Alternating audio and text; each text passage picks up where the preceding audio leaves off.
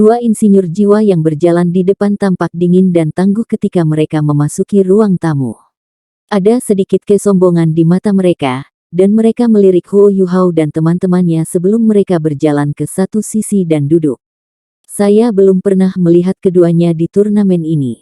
Mungkinkah mereka melompati 2 putaran sebelumnya? Huo Yuhao melirik ke bawah ke daftar nama di tangannya. Tak satu pun dari mereka mengenakan tag nomor, jadi dia tidak bisa mengkonfirmasi identitas mereka. Ruang tamu itu cukup besar. Kedua insinyur jiwa tidak peduli dengan Huo Yuhao dan teman-temannya ketika mereka menemukan tempat untuk duduk, dan 4 pengawal mereka memposisikan diri di belakang mereka. Kedua insinyur jiwa ini segera menarik perhatian Huo Yuhao. Dia bisa mengatakan melalui deteksi spiritual bahwa pengawal yang berdiri di belakang mereka adalah penguasa jiwa, dan mereka tampaknya tidak lemah sama sekali. Sepertinya kedua insinyur jiwa ini adalah orang yang cukup penting. Mereka terlihat berusia sekitar 27 atau 28 tahun. Mungkinkah mereka berasal dari Illustrious Virtue Hall? Huo Yuhao mencoba yang terbaik untuk mencari ingatannya. Dia dan Hekaitu telah menghabiskan beberapa waktu di dalam Hall Virtuous Virtue, dan dia telah melihat sebagian besar anggota mereka. Secara alami, dia telah melihat beberapa insinyur jiwa tingkat tinggi. Namun, 2 insinyur jiwa ini jelas berusia di bawah 30 tahun sejak mereka berpartisipasi dalam turnamen ini, dan tidak mungkin mereka adalah insinyur jiwa tingkat tinggi. Pintu ruang tamu terbuka sekali lagi saat dia menghitung dan menganalisis berbagai hal. Chen An berjalan dengan cepat, dan melirik Huo Yuhao sebelum dia melangkah ke 2 insinyur jiwa yang baru saja duduk. Chen An berkata dengan hormat, "Salam, teman-temanku. Banyak terima kasih kepada Anda untuk maju untuk berpartisipasi dalam kompetisi. Ini adalah tag nomor Anda." Dia menyerahkan 2 tag nomor kepada 2 insinyur jiwa saat dia berbicara. Mata Huo Yuhao luar biasa, dan dia samar-samar bisa mengatakan bahwa kedua tag nomor masing-masing bertuliskan 96 dan 98. 2 angka ini tidak muncul dalam data yang diberikan kepadanya. Dan itu berarti bahwa 2 insinyur jiwa ini tidak berpartisipasi dalam 2 putaran sebelumnya. Apakah mereka orang-orang yang diundang secara khusus oleh aliansi Dusquater untuk berpartisipasi? Baik, beritahu kami kapan waktunya. Insinyur jiwa dengan tag nomor 96 menjawab dengan jelas sebelum menutup matanya untuk beristirahat dan mempersiapkan dirinya secara mental. Insinyur jiwa dengan tag nomor 98 tidak mengatakan apa-apa. Chen An menyapa mereka sekali lagi sebelum dia berbalik dan berjalan cepat ke kelompok Huo Yuhao. Dia datang di samping Huo Yuhao dan bertanya dengan hormat, "Apakah Anda punya instruksi untuk saya?" Huo Yuhao menjawab, "Atur kursi untuk 2 orang ini di dalam aula emas setelah ini.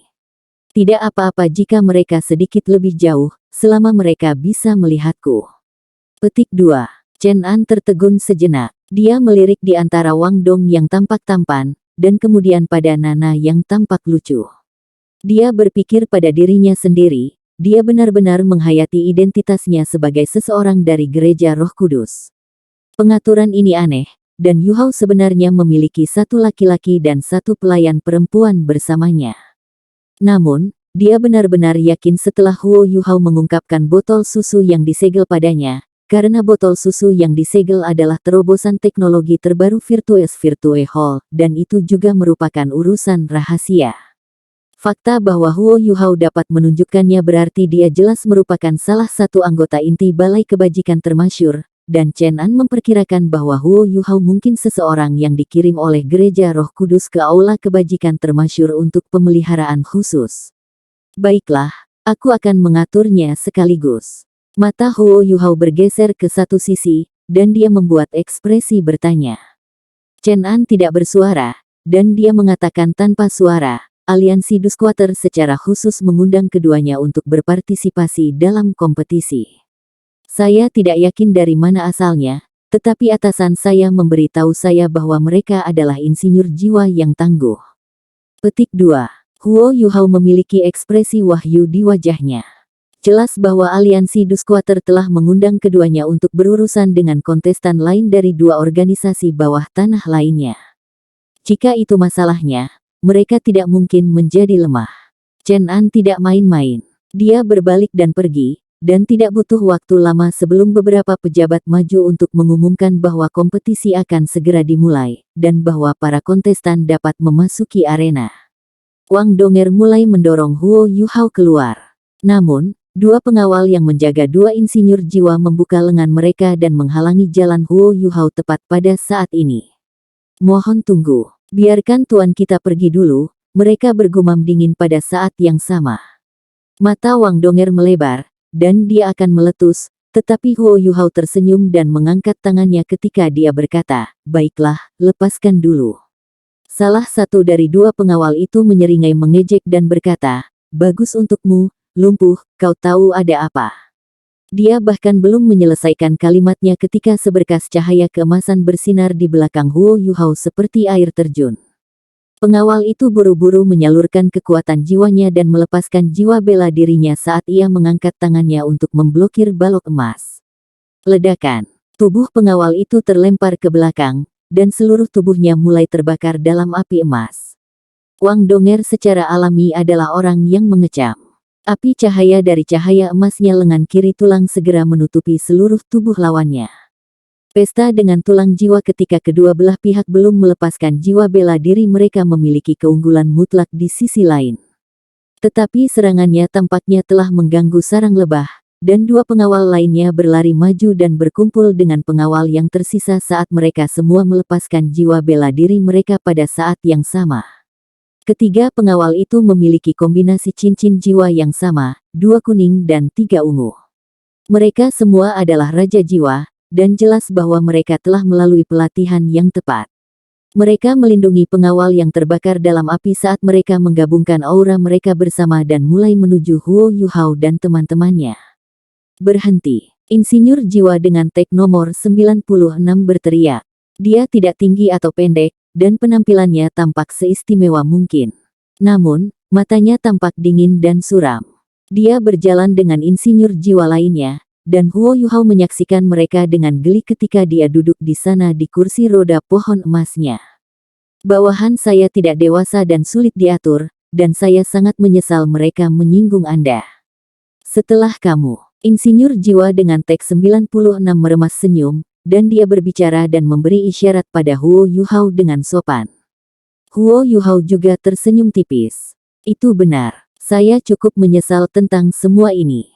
Ayo pergi." Wang Donger mengamati ketiga pengawal lainnya dengan dingin, matanya dipenuhi dengan ketidakpedulian dan penghinaan. Ketiganya adalah Raja Jiwa, tetapi mereka masih tidak banyak di matanya.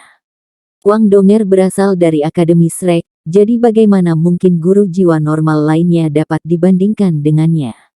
Peringkat kultivasi Wang Donger saat ini tidak lebih lemah dari Ma Xiaotao ketika Huo Yuhao dan Wang Donger pertama kali bertemu dengannya setelah mereka memasuki akademi.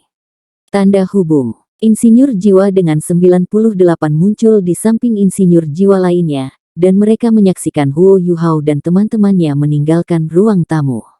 Dia bertanya dengan lembut, "Kakak laki-laki di kursi roda itu agak aneh." 96 mengangguk dan berkata, "Hambanya tampak begitu lembut dan lembut, tetapi dia memiliki kekuatan yang luar biasa. Saya percaya dia memiliki 6 cincin jiwa, setidaknya. Kalau tidak, dia tidak mungkin memaksanya kembali dengan satu telapak tangan. Unsurnya ringan. Apakah mereka anggota dari salah satu keluarga besar Kekaisaran Sun Moon?" Petik 2. Api emas yang masih menyala pada pengawal itu telah padam sekarang. Namun, wajahnya sangat pucat, dan kekuatan jiwa tampaknya bocor dari tubuhnya, seolah-olah dia bertarung melawan sesuatu. Dia berjalan ke samping dan meletakkan satu tangan di bahunya. Cahaya putih keabu-abuan menyala dan dengan cepat mengalir ke pengawal itu, dan baru kemudian dia perlahan-lahan berhenti gemetaran. Tidak ada yang menyebabkan masalah lagi setelah ini. Jangan lupakan tugas kita. Ayo pergi. Insinyur jiwa meninggalkan ruang tamu setelah itu. Tanda pisah. Heika itu mendorong kursi roda Huo Yuhao setelah mereka memasuki aula emas. Wang Donger dan Nana, di bawah pengaturan khusus Chen An, dipimpin oleh beberapa pejabat di sepanjang tepi arena dan ke sudut yang gelap. Tidak ada kursi di sana, tetapi mereka berada dalam posisi yang lebih baik untuk menonton semua yang terjadi di atas panggung. Tampak jelas bahwa pengaturan Chen An cukup bijaksana. Huo Yuhao dan He Kaitu diberikan tempat di sudut begitu mereka melangkah di atas panggung. Chen An tidak berani membiarkan Huo Yuhao dan He Kaitu menarik terlalu banyak perhatian setelah apa yang dikatakan Huo Yuhao kepadanya terakhir kali. Antara 1 hingga 2 jam, kami telah menempatkan 300.000 koin jiwa emas. Peluang 1/3, heh. Huo Yuhao berbisik pada He Kaitu. He Kaitu mengenakan topeng logam di wajahnya, dan Huo Yuhao tidak bisa melihat ekspresinya. Tapi He Kaitu mengangguk ke arah Huo Yuhao, dan mereka berdua berinteraksi dengan mata mereka sejenak sebelum mereka mengalihkan perhatian mereka ke meja kerajinan di depan mereka. 96 dan 98 diatur di kursi tempat Huo Yuhao dan He Kaitu berada pada posisi terakhir. Mereka mengenakan jubah insinyur jiwa yang panjang, tetapi penampilan fisik mereka sangat khas, sehingga mereka tidak akan terlalu menarik perhatian pada diri mereka sendiri. Suara Chen An dengan cepat terdengar di seluruh arena. Hadirin sekalian, saya senang mengumumkan bahwa putaran kedua fase utama kompetisi akan segera dimulai. Harap tetap diam agar insinyur jiwa kita yang perkasa akan memiliki lingkungan yang tenang untuk membuat alat jiwa mereka. Masih terlalu banyak orang di chapter ini, sehingga beberapa insinyur jiwa harus menyelesaikan tugas mereka di bawah panggung kompetisi. Karena itu, keheningan harus dipertahankan sepanjang seluruh proses, dan siapapun yang mengeluarkan suara akan dikeluarkan dari arena. Baiklah, izinkan saya mengumumkan aturan chapter ini. Huo Yuhao membaca dengan teliti informasi yang telah disiapkan oleh aliansi Dusquater di atas panggung ketika dia mendengarkan pengumuman Chen An. Ada lebih banyak bahan dibandingkan dengan chapter sebelumnya. Ada 10 jenis logam langka, dan lebih dari 20 jenis logam normal. Satu-satunya masalah adalah bahwa tidak ada lebih dari 2 kg dari masing-masing jenis, yang berarti bahwa insinyur jiwa tidak dapat membuat alat jiwa kelas 4 besar kecuali mereka membawa bahan mereka sendiri, tidak peduli apa yang mereka pilih untuk dibuat. Chen An menambahkan satu baris lagi setelah dia menyelesaikan pengumumannya. Demi keadilan, setiap insinyur jiwa hanya bisa menggunakan logam yang disediakan oleh panitia penyelenggara untuk kerajinan. Peralatan jiwa yang sudah selesai akan ditimbang segera setelah selesai sehingga mereka dapat memastikan bahwa para kontestan tidak menipu. Petik 2. Huo Yuhao cukup senang dengan bagaimana aliansi Dusquater melakukan sesuatu. Mereka adalah organisasi bawah tanah, tetapi mereka masih bisa menjaga keadilan dalam turnamen dan aturan mereka. Baik, bersiaplah, semua insinyur jiwa. Putaran ini dimulai sekarang, dan hitungan mundur telah dimulai. Masuk ke posisi, wasit. Petik 2. Waktunya terkait erat dengan taruhan yang dipasang, karenanya itu sangat penting. Ada lebih dari 10 orang yang bertanggung jawab atas pemilihan waktu, dan ada warga normal, anggota aristokrat, guru jiwa, dan insinyur jiwa di antara mereka, bersama dengan orang-orang dari profesi lain yang kurang lebih representatif. Aliansi Dusquater melakukan yang terbaik untuk memastikan tidak ada yang bisa menipu. Huo Yuhao tidak tergesa-gesa saat dia mengambil sepotong logam putih perak dan menempatkannya dalam model alat jiwanya. Dia sudah mengaktifkan deteksi spiritualnya, dan 2 insinyur jiwa dengan tag nomor 96 dan 98 adalah targetnya. Huo Yuhao tidak perlu melihat matanya, dan dia masih bisa memantau setiap gerakan yang mereka lakukan. Huo Yuhao sudah tercengang meskipun dia baru saja mulai mengamati mereka. Kedua insinyur jiwa itu bergerak sangat cepat, mengambil satu balok logam dan mulai bekerja segera. Para ahli selalu bisa tahu dengan satu pandangan. Kedua insinyur jiwa ini akrab, terlatih dengan baik, dan mereka bergerak dengan ritme dan ketenangan yang tidak wajar. Mereka tampak sangat tenang, dan tangan mereka sangat stabil sehingga nyaris menakutkan. Setiap gerakan sangat akurat dan tepat, dan mereka melakukan hal-hal seperti yang dilakukan Huo Yuhao pada putaran pertama yang ia ikuti. Mereka tidak menggunakan alat yang disediakan di meja kerajinan, masing-masing malah mengambil masing-masing pisau pahat saat mereka mulai lakukan ukiran dan ukiran mereka sendiri. Insinyur jiwa yang benar-benar tangguh tidak benar-benar percaya pada membutuhkan alat untuk membantu mereka. Mereka lebih suka menyelesaikan semuanya sendiri. Yang menarik perhatian Huo Yuhao adalah dua pisau pahat di tangan mereka. Nomor 96 memegang pisau pahat merah tua. Pisau itu sepertinya tidak terbuat dari logam karena lebih tipis mendekati tepi pisau. Oleh karena itu, pisau pahat ini memiliki gradien yang perlahan-lahan berubah dari merah tua menjadi merah menyala, menjadi merah muda, dan kemudian turun ke transparansi. Bilahnya sangat aneh, dan seluruh tubuhnya tampaknya dibuat dari semacam batu giok. Ada potongan-potongan pola awan di satu sisi pisau ukiran, dan pola-pola awan ini tampak menjadi hidup ketika kekuatan jiwa disuntikkan selama proses ukiran dan ukiran. Ini membuat tepi tajam pisau pahat bersinar samar dengan lapisan cahaya pisau. Cahaya itu tidak kuat, dan orang hanya bisa melihatnya setelah diperiksa lebih dekat. Namun, karena lampu-lampu inilah pisau pahat itu sangat tajam. Pisau pahat mudah diiris dan memotong logam yang keras seolah-olah itu dicing tahu. Pisau pahat yang digambar si nomor 98 juga tidak biasa. Pisau itu berwarna hijau tua, dan sedikit lebih besar dari milik temannya. Tampaknya ada tanda-tanda berkarat di permukaannya, tetapi tampaknya tidak terbuat dari besi. Tampaknya sangat tua, bahkan kuno, dengan ukiran berbentuk naga di kedua sisi. Orang hampir bisa mendengar suara naga ketika bilah pahat itu digunakan, dan setiap potongan dan gerakan menambahkan lapisan hijau ke permukaan balok logam sebelum rona hijau menghilang dengan cepat. Tampaknya ada undulasi tipe angin yang ada di dalamnya. Peringkat pisau pahat. Huo Yuhao tercengang. Papan ukiran pisau ukiran adalah daftar yang paling diperhatikan oleh para insinyur jiwa, dan daftar itu berangsur-angsur terbentuk selama bertahun-tahun. Ada 100 pisau pahat peringkat, dan daftar itu terdiri dari pisau pahat paling menonjol di benua itu. Daftar ini juga memiliki urutan, tetapi sebagian besar pisau ukiran memiliki kemampuan yang sama dan memiliki karakteristik unik mereka sendiri. Pisau ukiran pelahap jiwa Huo Yuhao diurutkan di daftar itu, meskipun peringkatnya ada di bagian bawah karena memiliki sifat unik untuk menyerang balik pada pemiliknya. Sejak pisau itu menjadi Life Guardian Blade milik Huo Yuhao, dia tidak membawanya keluar untuk bersaing memperebutkan tempat di antara pisau pahat peringkat lainnya. Pisau ukir peringkat dinilai setiap 10 tahun, dan mereka akan dibandingkan dengan 100 pisau ukiran sebelumnya di benua yang di peringkat 10 tahun lalu.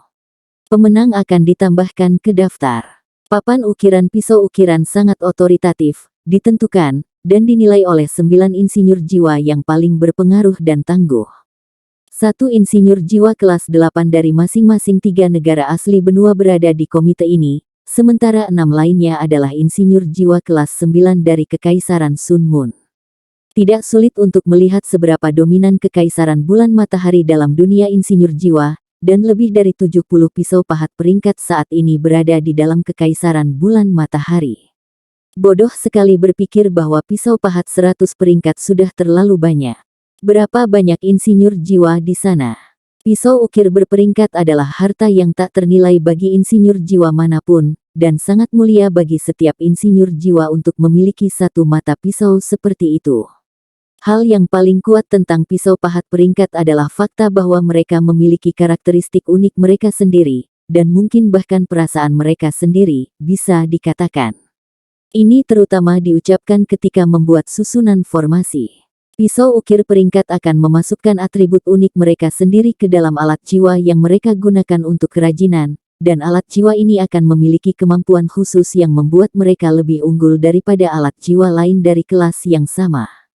Pisau ukir peringkat tertentu membuat proses kerajinan jauh lebih mudah karena mereka memiliki kemampuan luar biasa untuk memotong logam. Beberapa pisau pahat peringkat dapat menambahkan elemen ke alat jiwa, dan keuntungan menggunakan pisau pahat seperti itu sangat mencolok dalam keadaan di mana Huo Yuhao dan yang lainnya ada di sekarang. Tentu saja, semakin kuat pisau ukir peringkat, semakin rumit pengerjaan yang dibutuhkan untuk membuatnya, dan semakin jarang bahan yang dibutuhkan untuk membuatnya. Lebih dari 30% dari pisau pahat peringkat saat ini tidak dapat ditiru, sementara 30% lainnya dapat ditiru secara teori, tetapi hampir mustahil untuk ditiru dalam kenyataan. Formula untuk membuat 40% sisanya telah hilang selama beberapa generasi, dan orang dapat mengetahui dari semua ini bahwa pisau pahat berperingkat sangat berharga. Sulit menemukan pisau pahat peringkat dalam pelelangan, bahkan di salah satu lelang tingkat atas di benua. Semua orang akan berjuang untuk pisau pahat peringkat jika itu muncul. Pada saat ini, Huo Yuhao sudah bisa melihat dua pahat ukiran dengan satu tatapan. Dia merasa agak aneh, tetapi dia lebih jengkel daripada terkejut. Dia benar-benar ingin menamparkan wajahnya, karena dia hanya ingat ketika dia melihat pisau ukiran peringkat mereka bahwa dia memiliki salah satu miliknya. Huo Yuhao merahasiakan pedangnya bahkan ketika dia dipertukarkan di Illustrious Virtue Hall bertahun-tahun yang lalu. Dia tidak ingin orang tahu dia memilikinya, dan dia ingin mencegahnya agar tidak dicuri, jadi dia tidak pernah menggunakannya sebelumnya. Life Guardian Blade-nya telah dipelihara dalam Eye of Destiny sepanjang waktu ini, ke titik di mana ia lupa bahwa itu bahkan ada di sana. Ya, dia sudah lupa sepenuhnya bahwa dia memiliki pisau yang sekuat Life Guardian Blade. Dia hanya ingat bahwa dia memilikinya ketika dia melihat pisau ukiran peringkat 2 jiwa. Sungguh tragedi. Huo Yuhao berseru dengan sedih dan kesal di dalam. Namun, dia tidak segera mengambil Life Guardian Blade-nya. Blade telah dipelihara dalam Eye of Destiny-nya selama ini, dan dia tidak yakin akan jadi apa. Mengambilnya sekarang hanya akan menarik perhatian yang tidak diinginkan. Saya kira saya harus menunggu sampai saya kembali, maaf, pisau pahat sayangku yang berharga. Kegusaran dan ketidakberdayaan Huo Yuhao tidak memengaruhi gerakannya. Dia mulai menggunakan metode yang paling teratur dan tradisional untuk membuat alat jiwa kelas 4-nya, karena dia tidak ingin terlalu menonjol. Menurut rencana awalnya, Heikaitu adalah orang yang harus menyelesaikan alat jiwa kelas 4 dalam waktu 1 hingga 2 jam agar mereka bisa memenangkan taruhan mereka. Namun, dia langsung terdiam ketika dia menyaksikan dua pria berkulit hitam yang menggunakan pisau pahat peringkat, karena dia akan kehilangan taruhannya. Dengan kecepatan mereka bahkan tidak perlu 1 jam untuk menyelesaikan alat jiwa kelas 4. Kebenaran membuktikan bahwa penilaian Huo Yuhao akurat. Setengah jam berlalu, dan dua insinyur jiwa menarik pisau pahat peringkat mereka dan menyerahkan alat jiwa masing-masing. Hitungan mundur dihentikan sesaat, dan waktu pengiriman mereka akan secara resmi dihitung selama mereka lulus ujian untuk kekuatan alat jiwa mereka sesudahnya. Yuhao, Heikaitu memanggil dengan lembut. Huo Yuhao memaksa tertawa dan berkata, 300.000 koin jiwa emas. Sepertinya saya ceroboh. Petik 2. Itu benar. Kita akan lihat itu di chapter selanjutnya. Heikaitu tersenyum dengan lurus ketika dia terus membuat alat jiwa di tangannya. Namun, kecepatannya jauh lebih lambat daripada sebelumnya. Pada akhirnya, Huo Yuhao dan Heikaitu menyerahkan produksi mereka bersama dengan sebagian besar insinyur jiwa lainnya setelah sekitar 3 jam. Dua insinyur jiwa yang pertama kali menyerahkan alat jiwa mereka sudah lama hilang. Alat jiwa mereka lulus ujian dengan warna terbang, dan jauh lebih kuat daripada alat jiwa kelas 4 lainnya. Tidak ada keraguan bahwa mereka akan maju ke chapter berikutnya. Kedua alat jiwa kelas 4 Huo Yuhao dan Heikaitu adalah meriam jiwa kecil. Kekuatan meriam jiwa mereka sama seperti waktu yang mereka gunakan untuk membuat mereka, rata-rata. Mereka memenuhi syarat, tetapi mereka tidak menonjol sama sekali.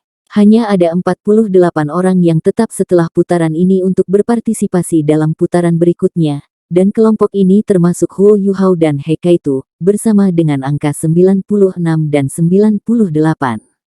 Tanda hubung. Chen An bertemu dengan Huo Yuhao sekali lagi sebelum mereka meninggalkan Green Hotel. Chen An mengatakan kepadanya bahwa turnamen akan menjadi jauh lebih kompetitif di chapter berikutnya, dan para insinyur jiwa harus saling berhadapan 1 lawan 1. Itu akan menjadi sedikit antagonis, tapi Chen An tidak yakin seperti apa jadinya. Selain itu, ia tidak akan lagi menjadi hakim kepala di chapter berikutnya, karena atasannya akan mengirim insinyur jiwa tingkat tinggi untuk menurunkan segalanya. Memiliki orang dalam seperti Chen An sangat bermanfaat bagi Huo Yuhao dan Heikaitu dalam kompetisi, dan ini sedikit mengurangi rasa sakit karena kehilangan 300.000 koin jiwa. Syukurlah, dia tidak melemparkan segalanya ke taruhan itu. Dia tidak ingin menarik perhatian yang tidak diinginkan, tetapi tampaknya itu adalah pilihan yang sangat rasional di belakang. Yu Hao, apakah kamu menyembunyikan kemampuanmu lagi? Wang Donger bertanya pada Huo Yu Hao ketika dia mendorongnya di kursi roda dan mereka meninggalkan hotel hijau. Huo Yu Hao tertawa pahit dan berkata, saya tidak berpikir begitu, saya merasa seperti orang bodoh sekarang. 300.000 koin jiwa. Itu menyakitkan. Saya harus kembali dan meminta maaf kepada semua orang. Petik 2. Heika itu terkekeh dan berkata, tidak apa-apa. Dapatkan kembali apa yang telah kita hilangkan. Jika kita tidak menyembunyikan kemampuan kita bisa menyelesaikan alat jiwa kita dalam 1 jam juga. Kami akan mendapatkan uang kami jika kami memasang taruhan kami langsung di bracket itu, tetapi kami tidak berani melakukannya. Chapter berikutnya kompetitif, kan? Kita akan melihat tentang mendapatkan kembali apa yang telah kita kehilangan selama ronde berikutnya. Petik 2. Wang Donger terkikik dan berkata, sepertinya Anda sudah bertaruh sebelumnya, kakak senior kedua. Kamu terlihat cukup profesional dengan kata-katamu. Petik 2. Heika itu tersenyum dan melirik Wang Donger. Kenapa aku merasa kau sangat hidup dan bahagia hari ini? Apakah sesuatu yang baik terjadi? Petik 2. Wang Donger sedikit terkejut. Dia tersenyum manis dan berkata, tentu saja sesuatu yang baik terjadi. Tapi aku tidak akan memberitahumu. Petik 2. Heika itu menatapnya, dan kemudian pada Huo Yu Hao. Dia tersenyum misterius dan berkata, aku tahu apa yang terjadi. Wang Donger menatapnya dengan bingung dan bertanya, apa yang kamu tahu? Itu tidak mungkin. Anda tidak akan pernah menebaknya.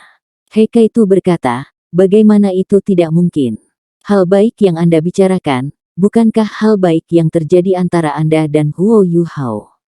Apakah kamu mengharapkan kami harus membantu Anda berdua mengatur pernikahan Anda sesegera mungkin ketika kami kembali dari kompetisi sebelum perut Anda membesar? Jangan khawatir, Yu Hao. Kami akan memanggil kakak tertua-tertua ketika saatnya tiba, dan kami semua akan bergabung dengan Anda dalam proposal Anda. Petik 2. Wang Donger masih sedikit bingung ketika Heika itu bertanya apakah dia mengharapkan. Namun, menjelang akhir, dia bisa mengatakan bahwa ada sesuatu yang salah, dan ketika Heika itu menyelesaikan sisa kalimatnya, wajahnya memerah. Apa? Jangan bicara omong kosong. Huo Yu Hao dan saya tidak melakukan itu. Dia menginjak kakinya saat dia berbicara, dan dia memberikan kursi roda kepada Nana di sampingnya sebelum dia mengambil beberapa langkah maju dan berjalan di depan semua orang. Huo Yu Hao hanya tertawa sepanjang percakapan, dan tidak mengatakan apa-apa. Iya, dia memang merasa keaktifan Wang Donger telah kembali padanya, meskipun itu berarti dia tidak lagi lembut dan lembut. Itu juga berarti bahwa dia mungkin sedikit lebih aneh dan tidak menentu, jadi akan sedikit lebih sulit untuk menggodanya. Namun, Huo Yu Hao sangat senang melihatnya begitu bahagia. Tanda hubung. Huo Yu Hao menggunakan imitasi untuk membawa semua orang kembali ke hotel dan menutup pintu ke kamarnya. Dia meminta Wang Donger untuk mendorongnya ke depan mejanya dan menggambar tirai. Sudah terlambat, mari kita istirahat. Turnamen telah memakan waktu hampir 4 jam, dan itu sudah sangat terlambat. Pertandingan round robin berikutnya adalah besok, dan mereka tidak punya banyak waktu untuk beristirahat. Huo Yu Hao berkata, pergi dan istirahatlah, Donger. Ada beberapa hal yang perlu saya tangani. Dia agak terlalu bersemangat pada saat ini. Apa yang ingin kamu lakukan? Biarkan aku menemanimu. Wang Donger menarik kursi, duduk di sampingnya, dan menatapnya dengan tatapan ingin tahu. Dia sudah terlalu lama bersama Huo Yu Hao, dan dia bisa tahu dari ekspresi Huo Yu Hao bahwa dia sangat bersemangat. Dia baru saja kehilangan 300.000 koin jiwa emas, jadi itu pasti sesuatu yang besar. Huo Yu Hao tidak terus mendesaknya untuk beristirahat. Dia secara bertahap menutup matanya, dan lapisan emas pucat bersinar dari kulitnya. Undulasi spiritual yang lembut meresapi ruangan dengan aura aneh. Wang Donger tersenyum tipis ketika dia menyaksikan Huo Yu Hao dengan mata terpejam. Huo Yu Hao masih seorang raja jiwa, tetapi tidak peduli seberapa banyak Wang Donger mengerti tentang dia tidak tahu seberapa kuat dia sekarang. Dia mungkin akan menjadi master jiwa tingkat tinggi sejati begitu tubuhnya pulih dan dia bisa bergerak. Kekuatan spiritualnya terlalu kuat. Full Moon Piercing Autumn Dew sangat meningkatkan kekuatan spiritual Huo Yuhao, dan telah memungkinkannya untuk naik ke dunia beton imaterial. Ini adalah juga senjata tersembunyi sejatinya di turnamen besar. Undulasi spiritual lembut terus beriak sebagai retakan emas samar perlahan muncul di dahi Huo Yuhao. Retakan perlahan-lahan terbuka, dan mata vertikal aneh secara bertahap muncul. Wang Donger adalah seorang kaisar jiwa berantai 6, tapi dia masih merasakan seluruh tubuhnya bergetar dan permukaan pusing di benaknya ketika Eye of Destiny terbuka. Dia tidak merasa seimbang di kursinya lagi, dan harus buru-buru menopang dirinya sendiri dengan memegang meja. Dia memusatkan perhatiannya, menenangkan diri, dan menarik kekuatan spiritualnya sehingga dia tidak akan terpengaruh. Mata macam apa itu? Mata emas yang cemerlang itu transparan seperti kristal emas, tetapi pupilnya berwarna ungu tua dan elegan. Undulasi spiritual aneh tapi intens mengalir keluar, dan seluruh ruangan dengan cepat dipenuhi dengan aura kekuatan spiritual yang tangguh. Lampu hijau kebiruan tiba-tiba meletus dari mata emas. Sinar cahaya di depan mata emas menjadi sedikit bengkok ketika lampu hijau kebiruan ini muncul, seolah-olah itu membuka pintu ke dunia lain. Cahaya hijau kebiruan berkedip-kedip, dan pisau pahat melayang di depan Huo Yuhao. Cantiknya, Wang Donger tidak bisa membantu tetapi berbisik. Mata Huo Yuhao terbuka. Mata takdir di dahinya bersinar dengan cahaya keemasan redup, dan matanya tertuju pada Life Guardian Blade miliknya. Iya, benar-benar, itu benar-benar sangat indah. Life Guardian Blade telah mengalami perubahan drastis selama bertahun-tahun yang telah dipelihara, dan sekarang tampak seperti zamrud yang tembus cahaya. Itu tidak hanya transparan, seperti kristal, warnanya padat, positif, dan bahkan rona hijau penuh dengan energi kehidupan, dan seluruh bilahnya hanya memukau. Tidak ada pola apapun pada Life Guardian Blade. Itu sangat murni sehingga sepertinya telah terbentuk secara alami, dan bukan buatan manusia. Aura yang menakutkan dan ganas yang pernah menjadi miliknya Soul Devouring Carving Knife sepenuhnya hilang. Sementara berdesir dengan energi kehidupan yang berkembang, bilah juga memiliki undulasi spiritual yang aneh. Huo Yuhao mengangkat tangannya dan dengan hati-hati menjepit Life Guardian Blade dengan ibu jari dan jari telunjuknya. Lapisan cahaya hijau segera bersinar dari dalamnya dan menodai seluruh ruangan dengan warna hijau jade. Energi kehidupan yang padat mengalir mundur dan mengikuti lengan kanan Huo Yuhao ke tubuhnya. Itu hanya pisau ukiran kecil, tapi energi kehidupan yang diberikannya kembali ke Huo Yuhao terus-menerus, dan mengalir tanpa henti seperti sungai. Dia merasa seolah-olah energi hidupnya mengembang dengan kecepatan sangat tinggi. Selain itu, energi kehidupan yang kuat ini secara otomatis bertarung melawan energi asal tipe es di lengan kirinya dan anggota tubuhnya yang lebih rendah, seolah-olah itu mencairkan es ke dalam air. Seluruh tubuh Huo Yuhao dipenuhi dengan energi dan vitalitas, ke titik di mana dia hampir mengerang keras. Dia tanpa sadar memasukkan kekuatan jiwanya ke dalam pisau pahat, dan sensasi aneh muncul. Lampu hijau buram menyala di ujung pisau pahat, dan cahaya pisau sepanjang 1 kaki menonjol darinya. Cahaya bilah ini ramping dan berbentuk seperti trapesium, lebar di awal dan sempit di belakang. Sederhananya, pisau pahat itu tampaknya telah mengembang. Huo Yuhao memegang pisau pahat secara diagonal. Cahaya bilah muncul dan secara alami menusuk ke meja di depannya. Sebuah pemandangan aneh muncul, seluruh struktur meja segera tercetak dalam pikiran Huo Yuhao. Setelah itu, Huo Yuhao bisa merasakan bahwa meja itu telah dimusnahkan. Ya, dimusnahkan. Wang Donger dan Huo Yuhao tampak kaget ketika meja kayu itu tanpa suara diubah menjadi abu dan debu. Meja perlahan-lahan hancur di depan mata mereka menjadi debu yang melayang ke lantai. Life Guardian Blade hanya berkedip sekali dengan lampu hijau. Wang Donger mengangkat tangannya, dan kekuatan jiwa berjenis ringan menyapu. Kekuatan jiwanya menyapu abu dan debu, dan dia membuka jendela sehingga dia bisa membuangnya keluar. Huo Yuhao mengendalikan Life Guardian Blade dan menarik cahaya bilahnya, yang juga menghentikan cahaya hijau kebiruan yang mempesona. Wang Donger membersihkan kekacauan itu, dan berbalik dan menatap mata Huo Yuhao. Ini, apa yang baru saja terjadi? Huo Yuhao bergumam, ini disebut Life Guardian Blade. Pernahkah Anda mendengar tentang pisau pahat peringkat? Dia segera memberitahu Wang Donger tentang identitas Life Guardian Blade. Tentu saja, ia melewatkan beberapa hal yang berkaitan dengan Electrolux. Sudah dipelihara di dalam mata nasibku untuk waktu yang lama sehingga aku melupakan semuanya. Saya benar-benar pantas dikalahkan untuk itu. Saya tidak pernah berharap bahwa itu akan memiliki begitu banyak energi kehidupan selama bertahun-tahun. Dengan bilah ini di sekitar, saya dapat merasakan bahwa energi kehidupan saya dapat dipertahankan secara permanen pada tingkat yang berkembang, dan bahkan kecepatan di mana tubuh saya dapat menyerap energi asal jenis es telah menjadi jauh lebih cepat. Petik 2.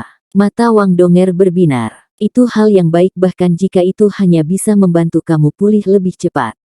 Tapi apa masalahnya dengan meja itu? Petik 2. Huo Yuhao mengingat kembali sesuatu yang pernah dikatakan Electrolux. Life Guardian Blade ditempa dari Life Gold. Jika bilah memiliki elemen, maka elemennya adalah kehidupan. Ini dapat memanipulasi energi kehidupan, dan kemampuan ini dikenal sebagai adjudikasi. Itu dapat mengadili energi kehidupan dalam segala hal. Ini tidak termasuk materi hidup, dan hanya dapat berlaku terhadap logam dan semua jenis materi tidak hidup lainnya.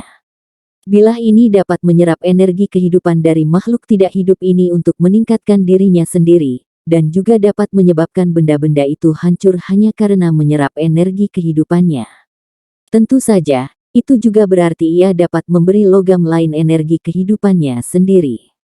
Saya percaya bahwa jika komite mereduksi papan ukiran pisau ukiran, Life Guardian Blade akan berada di peringkat 10 besar.